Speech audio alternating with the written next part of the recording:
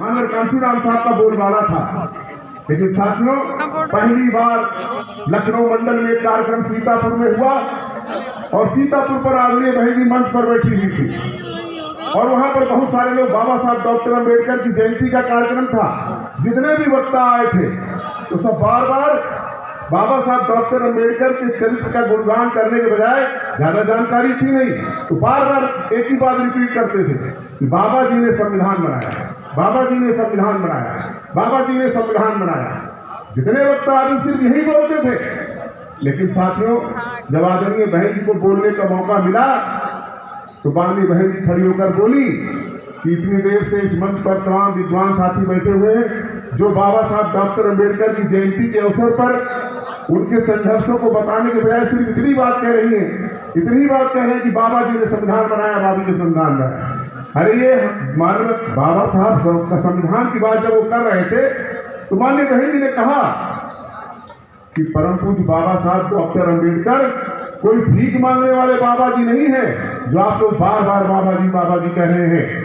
परम पूज्य बाबा साहब डॉक्टर अम्बेडकर को बाबा साहब डॉक्टर अम्बेडकर इसलिए कहा जाता है क्योंकि उन्होंने गांधी जी को अभयदान दिया था, भारतीय संविधान को लिखा था और हम सबको जो कुछ आज मिला है बाबा साहब डॉक्टर अम्बेडकर के जीवन पर्यंत संघर्षों की बदौलत मिला था। तो बाबा साहब कोई बाबा जी नहीं बल्कि बाबा साहब हम सबको देने वाले बाबा साहब डॉक्टर अम्बेडकर। ये माननीय बहन जी ने मंच से कहा, पहली बार लोगों को दिमाग में आया, वरना हमारे वक्तागण सिर्फ बाबा जी ने संविधान बनाया, बाबा जी ने संविधान बनाया, इसके अलावा कुछ नहीं बोलते थे। एक तो ये घटना बताना चाहते हैं, एक और घटना में बता के अपनी बात समाप्त करूंगा। दिल्ली में अनुसूचित जाति जनजाति का एक फोरम चल रहा था और वहां पर तमाम सांसद लोग आए हुए, तमाम बड़े बड़े लोग आए हुए थे और वहां पर भी लोग इसी प्रकार अपनी बात रख रहे थे। मैं आपको बताना चाहता हूं 1971 की लोकसभा के चुनाव में भारत की प्राइम मिनिस्टर श्रीमती इंदिरा गांधी का चुनाव हराने वाले रायबरेली से राजनारायण साहब, वो राजनारायण साहब भी उस कार्यक्रम में आए हुए थे और जब उनको बोलने का मौका मिला तो उन्होंने अपने तमाम भाषणों में जब भी बहुजनों की बात को करते थे तो बहुजनों के लिए वो हरिजन शब्द का इस्तेमाल करते थे, बार बार वो हरिजन हरिजन कह रहे थे। लेकिन आदरणीय बहन जी ने जब उनको मौका मिला खड़े होकर बोलने का तो उन्होंने श्री राजनारायण सिंह को ऊपर कोट किया और उन्होंने कहा कि माननीय राजनारायण साहब आप ध्यान दीजिए, हम इस देश के दलितों और बहुजनों की बात करते हैं, आपसे मैं पूछना चाहती हूँ कि हरिजन कौन। और उसी पर आदरणीय बहन जी ने हरिजन की परिभाषा बता करके राजनारायण जी को उनका मुंह तोड़ उत्तर देने का काम किया था। वो बात मैं मंच से कहना नहीं चाहता हूँ, आप लोग खुद समझदार हैं। तब पूरे प्रदेश के लोगों का ध्यान माननीय बहन जी की तरफ गया। एक घटना और मैं कहना चाहता हूं, आज आदरणीय बहन जी के बारे में लोग तरह तरह की बातें करते हैं, वो शायद भूल गए माननीय बहन जी के संघर्षों से पूरे देश में माननीय कांशीराम साहब के बाद जो सेकंड ड्यूटी आदरणीय बहन जी की थी और बड़े पैमाने पर लोग उनके साथ जुड़े। आदरणीय बहन जी बुलंदशहर में चुनाव हो रहा था और वहां पर एक घटना घटी। देखिए हमारी बहन जी कितनी ब्रिलियंट है, मैं ये बताना चाहता हूं क्योंकि आज जन्मदिन है तो जन्मदिन के अवसर पर हमें उनकी बात बतानी चाहिए ताकि उनकी बातों से लोग प्रेरणा लेकर के आज यहां से जाने का काम करें और 2027 का संकल्प लेकर जाएं और अपनी सरकार बनाने का काम करें। माननीय बहन जी वहां पर मौजूद थी, चुनाव हो रहा था, चुनाव में घपला हो रहा था, वहां का डीएम वहां का एसपी मिलकर के घपला करा रहा था और उस घपले को आदरणीय बहन जी जान गई और उन्होंने वहीं पे जब काउंटिंग हो रही थी वहीं पर जो है विवाद हुआ और माननीय बहन जी ने जो है खींच के थप्पड़ जिलाधिकारी और एसपी को मारने का काम किया था।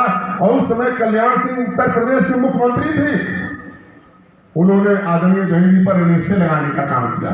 बहुत लोगों को नहीं मालूम है, आज के नौजवान युवा पीढ़ी बोलती है कि बहन जी ने क्या संघर्ष किया, तो माननीय कांशीराम ने संघर्ष किया है।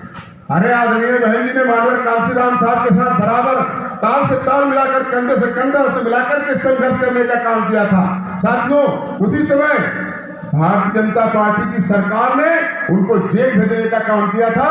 शायद लोगों को पता नहीं, माननीय बहन जी जेल गई, नैनी जेल में बंद थी। आदरणीय बहन जी लखनऊ में हाई कोर्ट की पेशी थी 1991 में।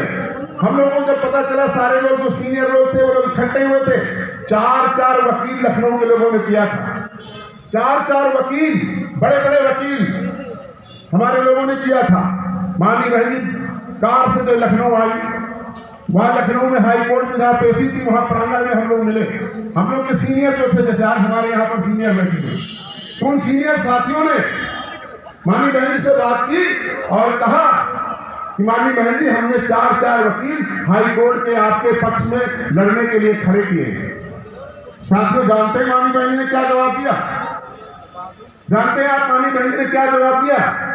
माननीय बहन जी ने जवाब दिया कि भाई आप लोगों ने मेरे लिए लड़ने के लिए 4 हाई कोर्ट के टॉप के वकील किए हैं, इसके लिए मैं आपको धन्यवाद देती हूँ, लेकिन हमें 4 वकीलों की जरूरत नहीं है, मैं खुद अपना मुकदमा लड़ूंगी, मैं खुद अपना मुकदमा लड़ूंगी और मैं खुद अपनी बहस करूंगी। आप लोगों का धन्यवाद। और माननीय बहन जी कोर्ट के अंदर जाती हैं और 4 बजे तक वो बड़े पैमाने पर मजिस्ट्रेट के सामने, जजों के सामने अपना मुकदमा खुद लड़ती हैं, बहस करती हैं और वहां से बाइज्जत भरी होकर के बाहर आती हैं।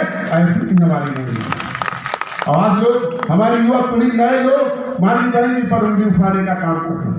ऐसी बहुत सारी घटनाएं हैं, अगर हम लोग बताने लगेंगे तो बहुत समय चले जाएगा। साथियों, मैं केवल आज माननीय बहन जी के जन्मदिन के अवसर पर इतना ही कहना चाहता हूँ। हमारे यहाँ पर बहुत सारे सीनियर साथी बैठे हुए हैं, इसलिए मैं ज्यादा अपनी बात नहीं रखूंगा, लेकिन मैं ये कहना चाहता हूँ कि आज आप लोग यहाँ पर हम सब के बीच में तैयार करके जाएं, संकल्प लेकर जाएं कि हम इस देश में बहुजनों का राज स्थापित करने के लिए, देश की संविधान की रक्षा करने के लिए, लोकतंत्र की रक्षा करने के लिए, दलितों, पिछड़ों और बंधनों के हकूक की रक्षा करने के लिए, उत्तर प्रदेश में कानून का राज स्थापित करने के लिए हम सब की आदमी बहन कुमारी मायावती जी को आगामी 27 होने वाले 2027 के चुनाव में